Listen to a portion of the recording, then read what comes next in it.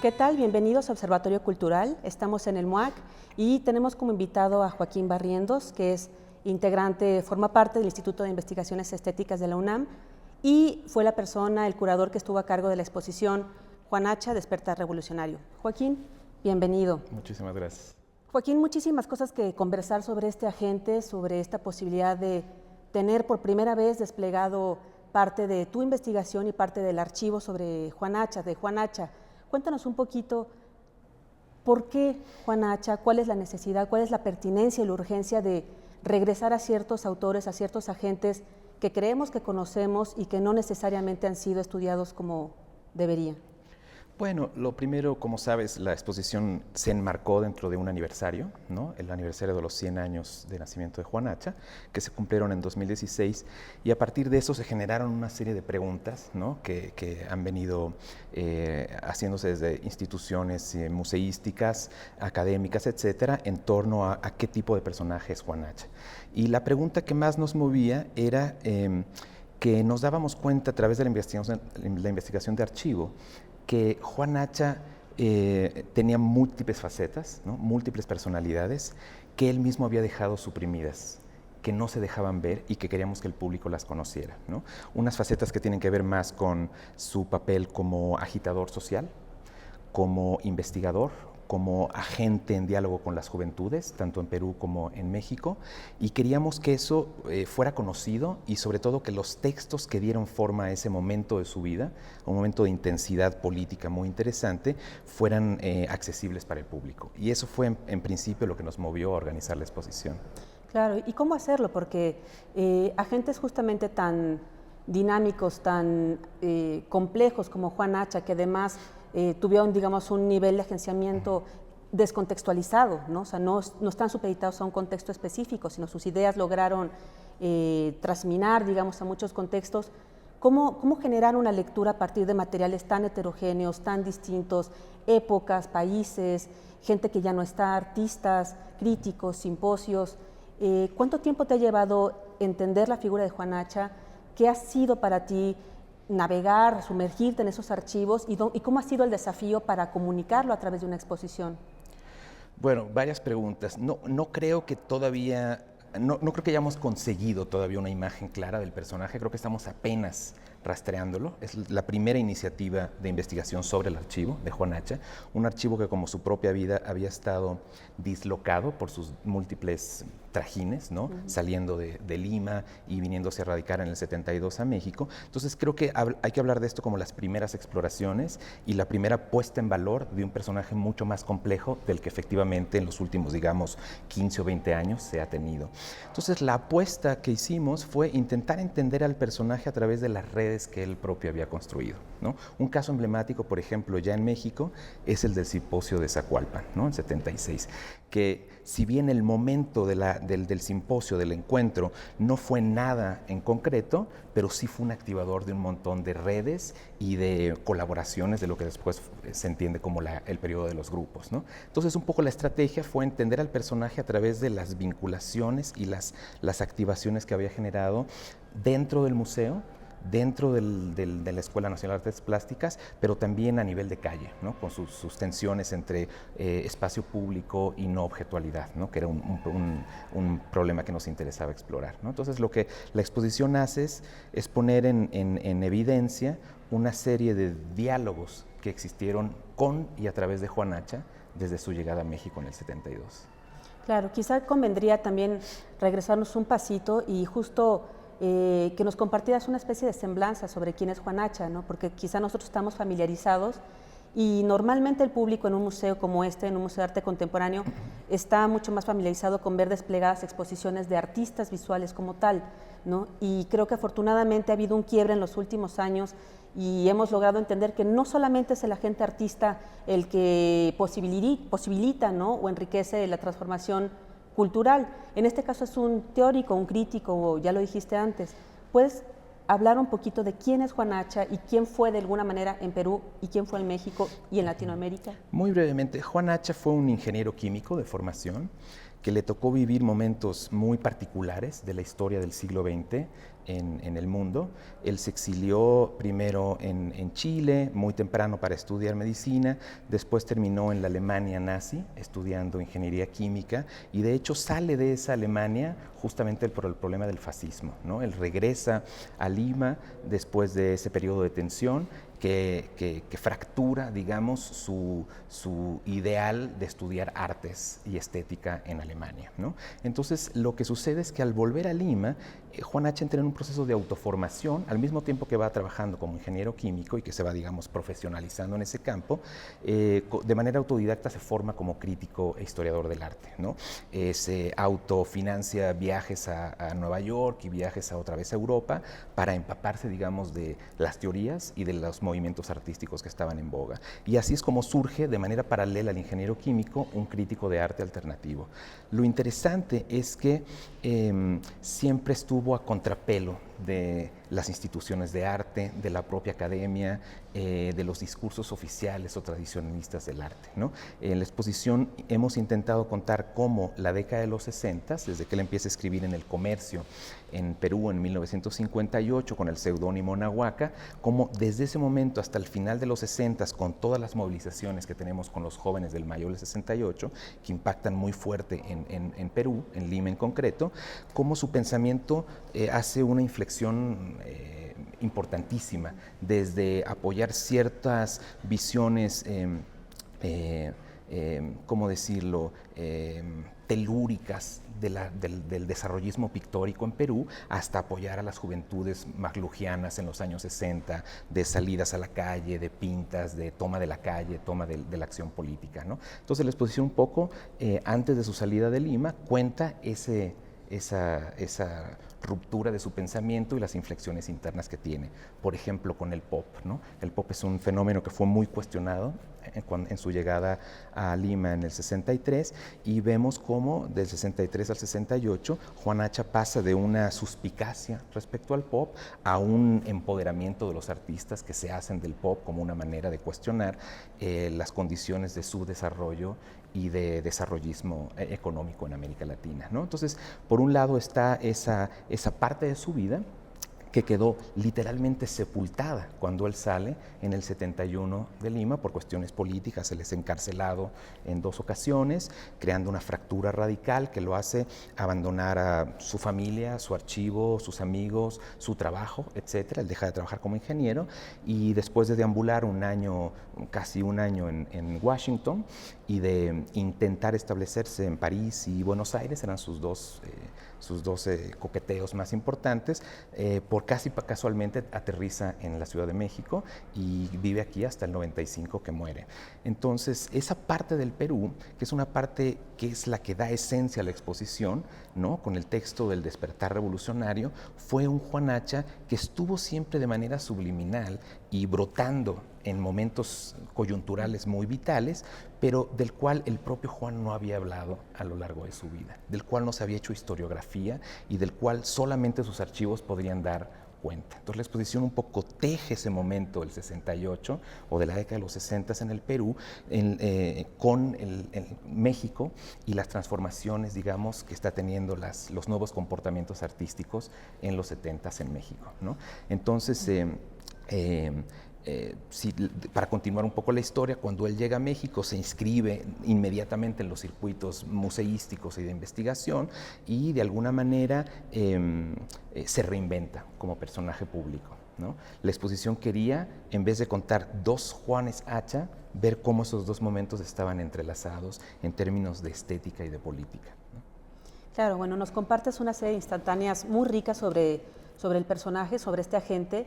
Y escuchándote, claro, por un lado, quisiera que ahondaras justo, digamos, en esta parte biográfica, ¿no?, que le toca vivir, digamos, los efectos del nazismo, también una dictadura también en Perú, digamos, cómo responde él también a los ejercicios de poder latinoamericanos y cómo eso de alguna manera impactó o no su propio trabajo teórico.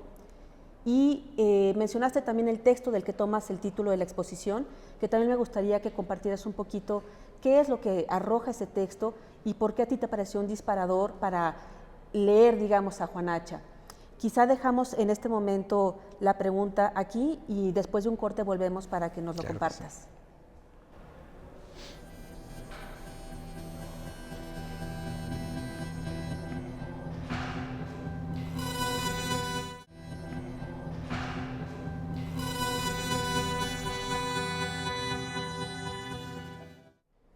Regresamos a Observatorio Cultural. Joaquín, por favor, tu respuesta, tu comentario. Bueno, la biografía de Juan H. es una biografía complicada, llena de aristas y llena de silencios. No es una biografía intelectual fácil de rastrear, no solo porque es un personaje que viajó mucho, sino que es un personaje que estuvo siempre dentro y fuera de las instituciones. Es decir, no se le puede situar a través de un lugar en concreto, un museo en concreto, sino fue una persona que estuvo siempre dentro y fuera, trabajando mucho con los artistas, con la calle, con los estudios, con la opinión pública, con el periodismo cultural. Entonces su biografía todavía está por construirse.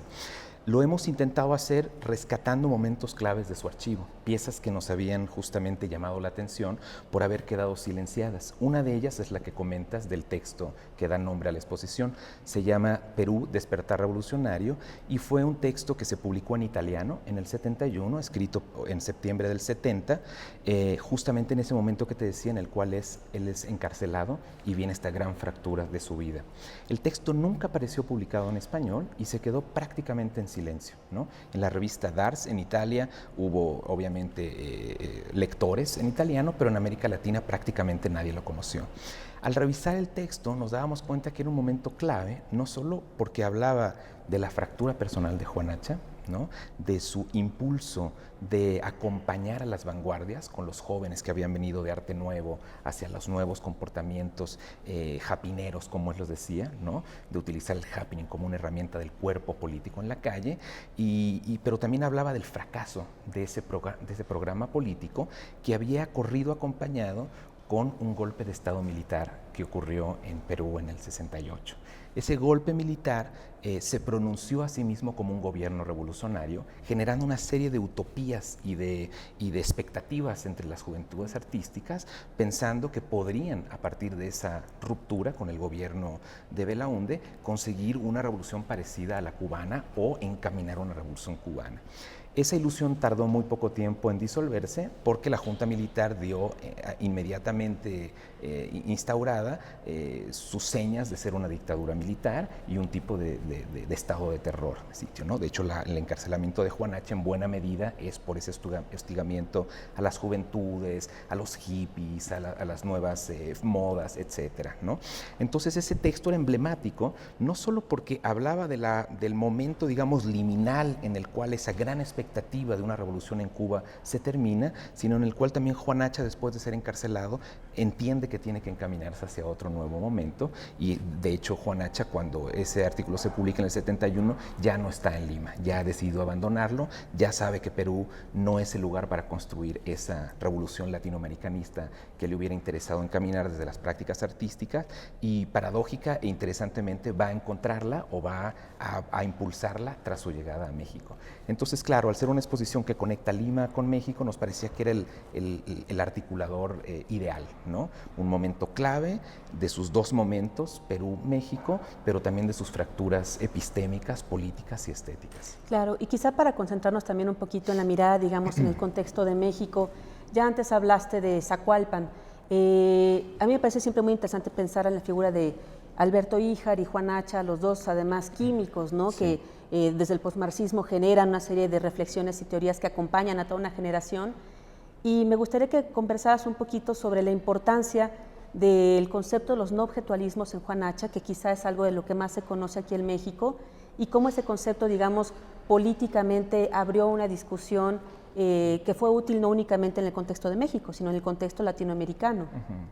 Bueno, la teoría de los no objetualismos, aunque se le llama así, teoría no objetual, no constituye una teoría como tal. Yo siempre argumento que es más un posicionamiento frente al problema de los objetos de arte como portadores de valor, ¿no? A lo que Juan Hacha se abocó fue a tratar de entender cómo la objetualidad es una especie de contenedor de valores que van desde el racismo hasta la comercialización, etcétera. Se atraviesa un gran abanico sexista, intelectualista, sensorialista, etcétera. Y a lo que Juan Hacha le preocupa es nunca perder de vista cómo el objeto, no en su calidad material, sino en su portador de valor, constituye relaciones sociales, ¿no? Constituye una tensión entre sujetos, objetos, transacciones, circuitos, etcétera, ¿no? Entonces, los no objetualismos, más que una teoría, es un posicionamiento, una llamada de atención de entender la producción, la circulación y la recepción de los objetos como tensiones de los valores que están puestos en juegos, materializándose en ciertos formatos, en ciertos soportes, en ciertas instituciones, a través de ciertos agentes. Entonces, más que una teoría, es un posicionamiento frente a las cosas, que no fue un posicionamiento, digamos, aislado, ¿no? En el principio de la década de los 70, como tú sabes, pues hay muchas teorías desde muchos enfoques semióticos, estructuralistas, postestructuralistas, que plantean el problema de la desmaterialización del objeto, de la tensión entre objeto y concepto, del mundo de los objetos como tal, ¿no? Entonces, Juan Hacha aporta desde América Latina cómo entender ese problema, cómo plantear ese problema desde las condiciones propiamente llamadas así subdesarrolladas de América Latina. A diferencia de otros teóricos como Marta Traba, ¿no? Que argumentaban que las vanguardias tecnológicas eran importaciones en América Latina y que por lo tanto eran, digamos, fallidas por sí mismas, el pop como tal, ¿no? El pop sí era considerado un plagio en Estados Unidos, pues en América Latina se argumentaba que era un doble plagio, ¿no? Plagiarios que plagiaban a otros plagiarios. Y Juan Hacha se da cuenta que eso es falso, que en América Latina el problema del pop, de los nuevos medios, de la medialización de la cultura, es un problema real, de tensión entre élites y arte popular, y que tiene que enfrentarse desde asumir el peso que tiene el subdesarrollo, las teorías de la modernización y del desarrollismo económico, ¿no? Entonces, Juan Hacha invoca a través de los no objetualismos a ver qué tipo de valores se ponen en juego al practicar el pop o el happening en América Latina. Y de alguna manera eso, pues, como lo ves, es un concepto amplio, una preocupación amplia, pues, digamos, se decanta en momentos muy particulares o específicos en México, por ejemplo, con la renovación del geometrismo mexicano, ¿no? En los espacios públicos en la década de los 70, ¿no? Que un geometrismo ya había pasado de moda en toda América Latina y de repente en México toma una relevancia vital como una reactivación del muralismo, ¿no? Como una política de Estado. Ahí es un momento clave en el que Juan Hacha dice, bueno, ¿cómo entender la objetualidad de la escultura monumental en el espacio público geometrista, ¿no? Como una política estatal para renovar el muralismo, ¿no? Y ese es como un momento clave en el cual la objetualidad pone en marcha todos sus tensores, ¿no? Claro, es que sin duda agentes como Juan Hacha son figuras muy ricas, ¿no? Como para volver a cuestionarnos, digamos, sobre los relatos, ¿no? Que existen sobre la historia del arte o de la producción artística. Y en ese sentido me pregunto, cuando uno piensa, digamos, ya en la esfera pública, pensando, por ejemplo, en la exposición, ¿qué es lo que se pone en juego? O sea, ¿cómo podemos comunicar, invitar a otros agentes, a otras personas a que se acerquen a su pensamiento? Nosotros concretamos una publicación para esta exposición, un folio, que me gustaría que conversaras también cómo se pensó, cómo se ideó, cómo se habla desde el presente y a qué agentes se convocaron para hablar, ¿no? O sea, pensando que la publicación es un dispositivo que también va a la esfera pública, además de la exposición. Bueno, la exposición intentaba que aquellas preguntas que se había hecho Juan Hacha de la mano de los jóvenes, tanto en México como en Perú, ¿no? Entre los 60s y los 70s, que de alguna manera fueran revitalizadas y reactivadas entre la juventud en México o a donde vaya la exposición actualmente. Es decir, no es una exposición historicista, sino una exposición que intenta reconducir esas preguntas para hacer preguntas desde el presente. Y me parece que esa es como un poco la puesta en juego de lo que son los archivos en el espacio público en la actualidad. Es decir, una cosa que tú también has venido trabajando desde aquí, desde Arqueya, es decir, cuál es el lugar de los archivos, cuáles son los otros lugares de los archivos y qué hace un documento en el espacio expositivo, ¿no? Es una pregunta que nos interesaba mucho porque normalmente los documentos van al espacio de exhibición como documentos de centros de documentación, no como objetos estéticos, sensibles, políticos. Y creo que la curaduría de archivos tiene que hacer esa traducción. No se lee, la experiencia de un documento no es la misma sentado en una mesa, ¿no? Claro. En un folder, etcétera, que en un espacio expositivo. Y entonces lo que queríamos es que los documentos adquirieran vida, ¿no? Y permitieran una especie de sensorialidad documental, ¿no? O lugar específico de la documentación para que el público después se hiciera preguntas que a lo mejor sí se responden dentro del centro de documentación, ¿no? Entonces queríamos de alguna manera también que la galería y el centro documental y la curaduría se pusieran en una especie de juego democrático de repensarse mutuamente, ¿no? Y un poco eso es lo que nos orientó curatorialmente en la exposición, ¿no? Obviamente eso tiene digamos, su cuarta parte, ¿no? O su consecuencia en el catálogo. El catálogo no es un catálogo como tal, aunque cumple la función de un catálogo, sino era una publicación que queríamos que vehiculara los documentos de Juan Hacha, documentos primarios que nunca se han leído, que quizás han sido traducidos por primera vez al inglés, o en un caso específico como Despertar Revolucionario, publicado por primera vez en español, y queríamos que esos documentos estuvieran acompañados de material fotográfico, de material de archivo, de textos de amigos y cómplices que acompañaron a Juan Hacha en momentos claves, la Bienal Latinoamericana del 78, el Coloquio de Medellín del 81, el Encuentro de Zacualpan, etcétera, y que hablaran, digamos, de esa vitalidad que entra y sale del personaje Juan Hacha, ¿no?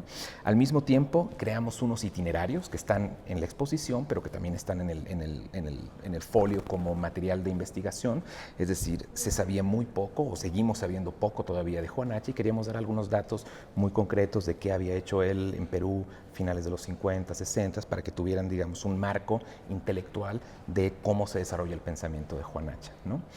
Entonces, más o menos ese es el universo que hemos querido proyectar Claro. en el folio. Yo creo que la publicación es realmente muy pertinente y tú lo sabes, digo, es la primera realmente que desde el presente logra reunir esta serie de materiales y sobrevive a la exposición, ¿no? O sea, digo, complementa la lectura, pero la sobrevive completamente. Antes, cuando hablabas también del despliegue museográfico, del despliegue, digamos, de la exposición de la investigación, justo quería preguntarte sobre la museografía, ¿no? Que en estos casos, digo, siempre la museografía tiene un lugar, o debería tener un lugar realmente protagónico, digamos, en el aparato, digamos, de concepción de un proyecto que se vuelve, digamos, tridimensión. Muy rápidamente, cuéntanos cómo fue el trabajo museográfico para esta exposición. Bueno, efectivamente la museografía es un tema a tomar en cuenta. Yo tendría ciertas reticencias a que fuera protagonista, porque la museografía puede convertirse en un problema, ¿no? Es decir, la museografía puede jugarte en contra. Entonces es más bien una pregunta a resolver, ¿no? Como te decía, la cuestión es tomar en cuenta que la experiencia de múltiples públicos frente a documentos es una experiencia siempre compleja y siempre poliédrica, y hay que intentar permitir diferentes niveles de profundización y de aproximación a los materiales exhibidos. Hay alguien que igual se lee una carta de 3 páginas de pie, y hay gente que nunca va a hacer eso. Esos dos públicos, diferentes en sus tiempos y en sus sensibilidades espaciales, igualmente tienen que recoger el espíritu que queremos transmitir en la exposición.